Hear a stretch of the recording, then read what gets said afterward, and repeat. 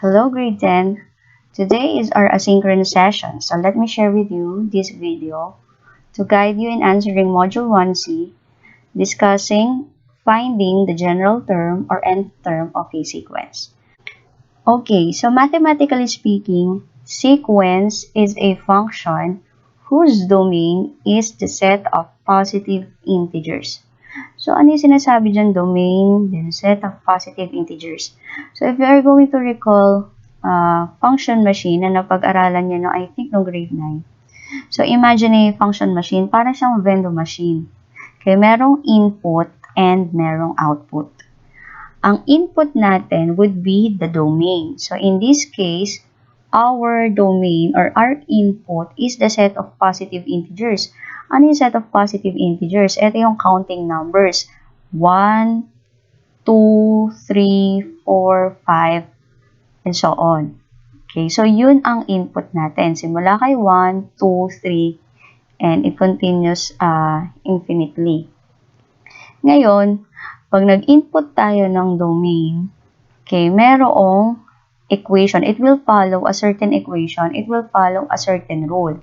Para paglabas niya, the output, magkakaroon tayo ng sequence. So, tingnan nyo itong ating function machine. Pag nag-input ng 1, ang output ay 5. Input ng 2, output ay 9. Input ng 3, output ay 13.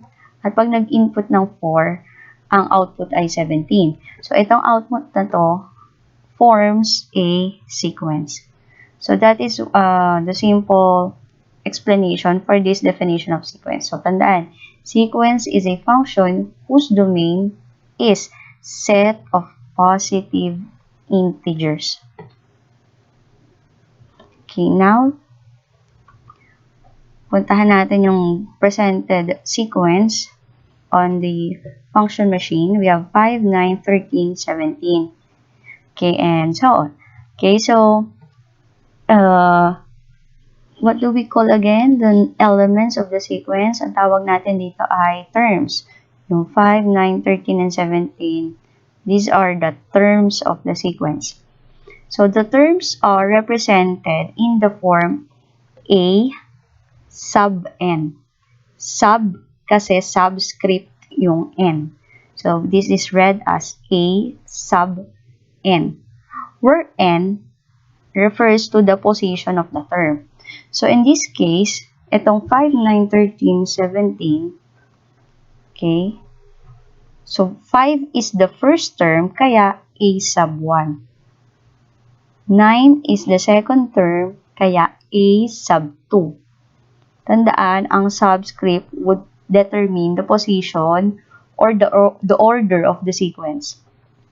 13 is A sub 3, and 17 is A sub 4.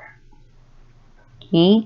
So, aside from recalling the terms, okay, balikan natin. Ito na-discuss ko sa inyo nung Module 1B. Infinite and finite. So, pag sinabing infinite, okay, the domain is a set of positive integers without a last term. So, ibig sabihin, ito yung sequence that continues endlessly. Walang katapusan. Walang last term. So, anong example? So, let's say, for example, we have negative 5, negative 13, negative 21, negative 29, and so on. So, usually, ang nagiging guide natin is these 3 dots na ang tawag natin ay ellipses. Ibig sabihin yan, tuloy-tuloy daw siya. Okay? Pag finite, ang basa natin dito ay finite, it is a sequence with a last term. So, ibig sabihin, we can identify the last term, meron siyang limit, may katapusan. Okay? So, anong example? So, halimbawa, same sequence, negative 5, negative 13, negative 21, negative 29, hanggang dun lang. So, we can identify the last term, negative 29. So, this is finite. Okay? Pwede rin namang ganito. Ma'am, meron namang ellipsis. Infinite dapat yan. So, wag natin wag tayo ma-confuse lagi na porket may ellipsis, infinite na siya. So, i-recall natin na infinite, the last term cannot be determined Pag finite, meron siyang last term. Ibig sabihin naman ellipsis na to, there are terms in between. Okay? So now, let's have the next concept. So, ang pag-aaralan natin today is finding the general term or nth term. So, pag sinabing general term or nth term, it is the defining rule or pattern for the sequence.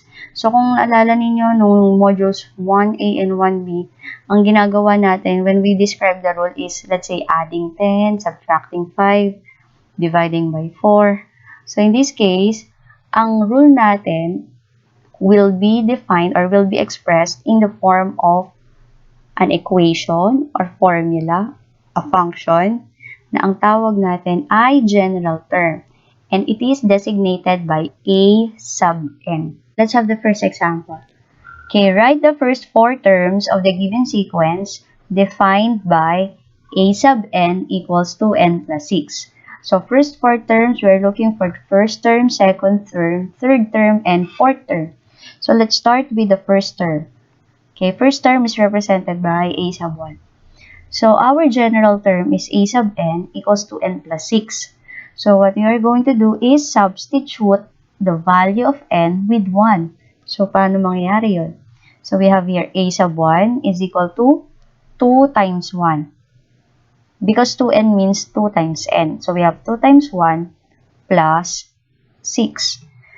Okay, simplifying, we have 2 times 1 is equal to 2 plus 6. So, our first term is equal to 8. Okay, now let's proceed to the second term, represented by A sub 2. So, our general term again, we have here A sub n. Okay, this time, substitute the value of n with 2. Okay, we have 2 times 2 plus 6. Simplifying, we have 4 plus 6. So, the second term is equal to 10. Okay, so as easy as that lang. So, you have to substitute lang kung ano ang value ng n. Depende sa position ng term na hinahanap natin. Third term. So, ang gagawin natin, katulad lang din kanina, papalitan ng n with 3. Substitute the value of n, this time with 3. So, we have 2 times 3 plus 6. So, simplify natin yan. 2 times 3 is equal to 6 plus 6. So, the third term is equal to 12. And fourth term is papalitan. Substitute the value of n with 4. So, we have 2 times 4 plus 6. So, 2 times 4 is equal to 8 plus 6. So, the fourth term is 14. So, ang first 4 terms ng sequence natin defined by the general term A sub n equals 2n plus 6 are 8, 10, 12, and 14. And this is an example of finite sequence. Let's proceed to the second example. Find the first 3 terms of the sequence defined by A sub n equals n squared minus 5 all over n. So, first 3 terms lang ang hinahanap. So, we need to solve for the first term, second term, and third term. So, simulan natin sa first term. Okay, we have here the general term. Again, substitute the value of n with 1. So, ang mangyayari, we have here 1 squared. Napalitan na siya. Minus 5 all over 1. Next is we need to simplify. So, si 1 squared, that means 1 times 1 is equal to 1. Minus 5 all over 1. Simplifying the numerator, we have 1 minus 5 is negative 4 all over 1. So, the first term is equal to negative 4. Okay, now let's proceed to the second term. The general term is given. Substitute n with 2. So, we have 2 squared minus 5 all over 2. And what is 2 squared? That is 2 times 2. So, we have 4 minus 5 all over 2. So, the second term is negative 1 over 2. 4 minus 5 is negative 1. Then, just copy the denominator 2. And the third term is Substituting the value of n with 3, we have 3 squared minus 5 all over 3. Ang 3 squared po ay 9. So, 3 times 3 is 9 minus 5 all over 3. So, the third term is 4 thirds. 4 thirds. So, therefore, the first 3 terms are negative 4, negative 1 half, and 4 thirds. So, there are some cases na may term na ipapahanap sa inyo given the general term. Let's say ito. Find the 10th.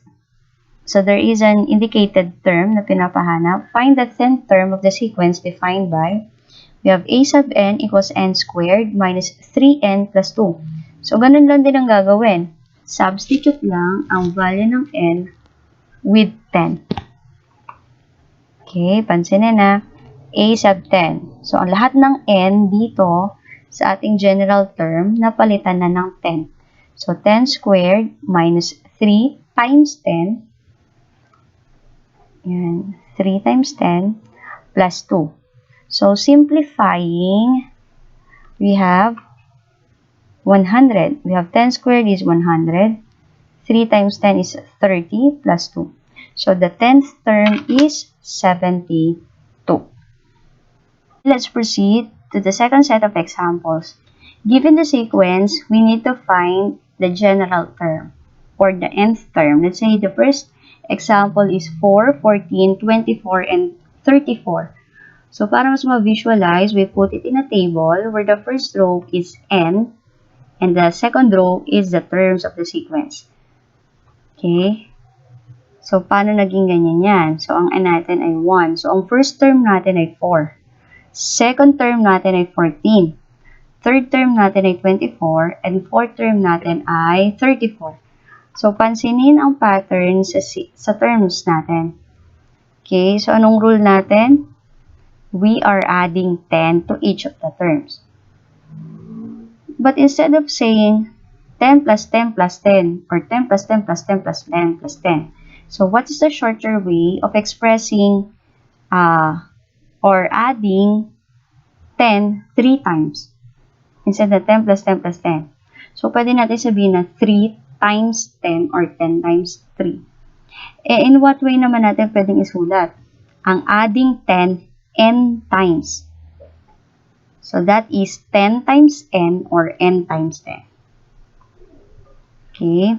So, pwede ba na ang general term natin ay 10n? So, itry natin. Kailangan masatisfy niya yung terms ng sequence.